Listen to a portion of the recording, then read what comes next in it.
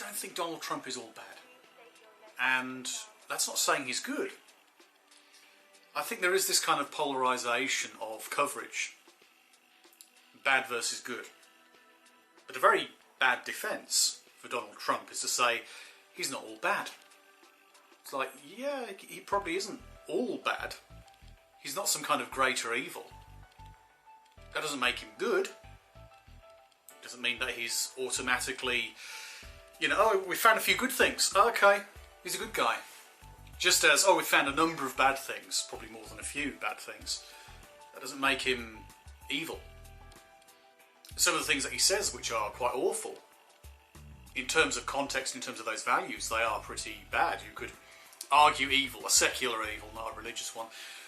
But, yeah, and a lot of it's opinion. Is he religious? He claims to be. Does he actually believe this when he says, oh yes, so we should listen to his preacher and the people he's warming up to? Or is he just doing that for, you know, brownie points with Christian fundamentalist voters? Makes you wonder. Do we know? Should we speculate too much? And it's like, oh, he's done this, he's done that, he's done all these things which a true hardcore Christian would never do. Yeah. Isn't that the nature of the game, though, hypocrisy? Whether it's politics or religion, there's a lot of hypocrisy in both. And it's hard to say if he believes half the things that fall out of his mouth. But do we know that he doesn't believe them? That's another matter. So yes, Trump probably isn't all bad. That's true. It's not a defence, it's simply a statement of fact. Certainly doesn't make him all that good. And when you look at his track record, he isn't all that good. When you look at the lies, he isn't very good at all. I wouldn't call him evil. I think the word evil is misappropriated in certain cases, misused for certain instances, you know, people, situations, whatever the case may be. But I would say that he is not in fact the best choice. You would have been better off, America would have been better off with, and this pains me to say it, with Jeb Bush. It fell over there. They would have been better off with Jeb than Trump. Just as they would have been better off technically with Hillary than with Trump. And they probably would have been better off with Sanders over Hillary or Trump or Bush. But that goes without saying. I think the way America has gone, you know, not caring about its debts, not dealing with situations, you know, adding more money into the military. There's many these problems which go back a long time as well. You know, like, I suppose for many presidencies, it's been a question of, well, we don't need to invest so much in the military, okay? Instead, we'll pay off warlords around the world and all these dictators and make them, you know, sometimes fight our wars for us. Here in the UK, our government does the same thing, but not quite in the same way. So yeah, it makes you think. Maybe a game changer is what they needed, but maybe people went for the wrong game changer. I think the worst thing the Democrats did in 2016 was put up Hillary Clinton. Whether you consider that to be rigged or not, it doesn't really matter too much. The fact is, she was the one standing, and she's the one who failed. She's the one who wasn't bold enough, trying to act mature, trying to act serious.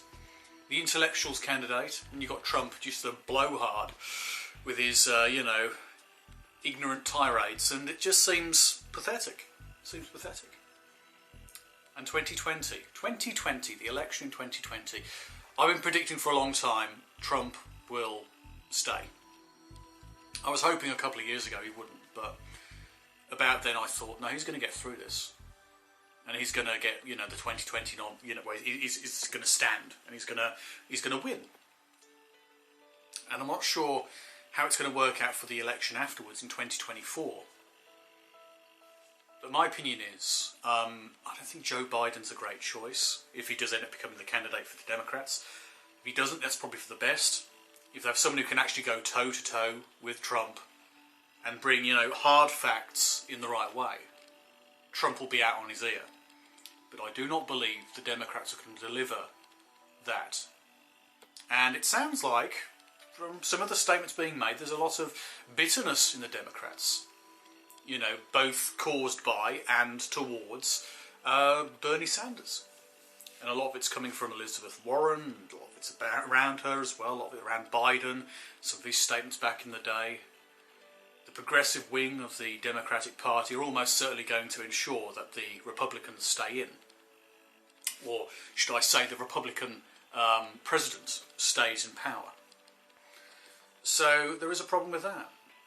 That being said, if they all, go, well, we should listen to these progressives, then you're going to end up with a schism with the centrist part of the Democrat Party, and people caught between the true liberals are going to have to, pick sides. And I think they already have.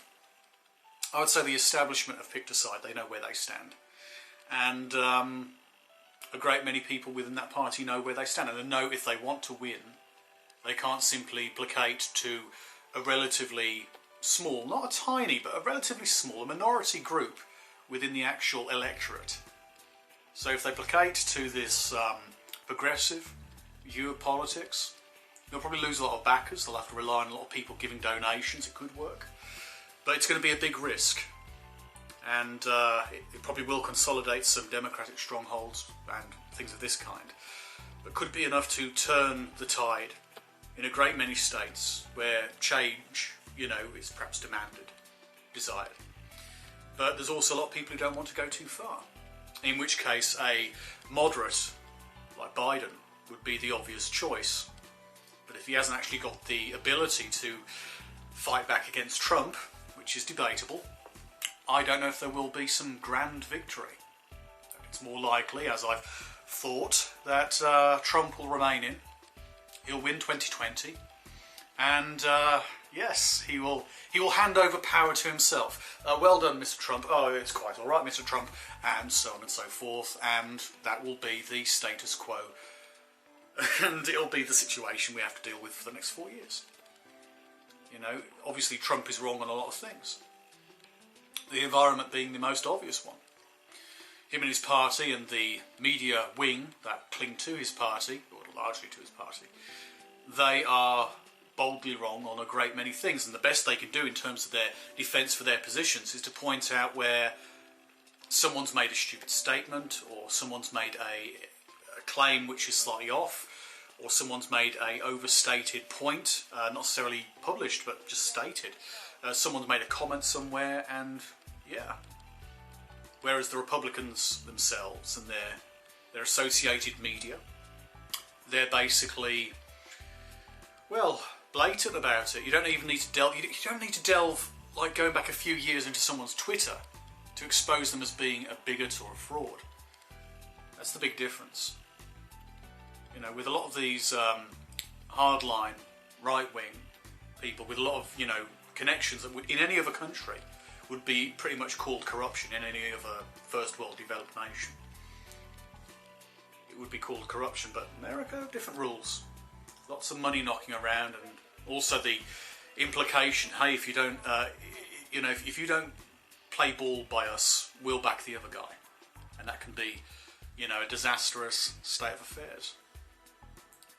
So in many ways there needs to be a lot of change over there. I don't think Biden's going to get in. He probably would be a helpful person who is effectively the mild, conformist, put in and accepted as, the running mate and became vice president because Obama was seen as being more radical and more progressive, even though he wasn't all that radical. So what have you got this time? Will Biden choose a progressive as his running mate? I mean, that should be the least they should do, shouldn't it? If they have Biden as kind of like, yes, a sensible Democrat. Yeah, he's a little bit old school, but you know what, I want to bring about change. And then get as his running mate someone who is both qualified and a suitable representation of more progressed liberal values. That's the least they should do if he does in fact get the candidacy. If Sanders becomes the candidate, then I think he should choose someone who is, just to appease the party, someone who is, in fact, a bit more moderate than him. It would make a lot of sense. And it's a good way of ensuring they end up claiming votes, and people in moderate areas, the moderate voters, they'll go, well, yes, he wants to do this, but he's also got a sensible person next to him. A person who's a bit more grounded. And the people who are progressive, they'll say, oh, Sanders, he's the sensible one, and this person is a bit old, of a fuddy-duddy, or a bit of a young, I don't know, bland politician, but they'll say it's a fair balance for the Democrats and a fair balance for the Democratic vote. So there could be change. There could be change. And there could be things that work in the right kind of way. But that's just my opinion.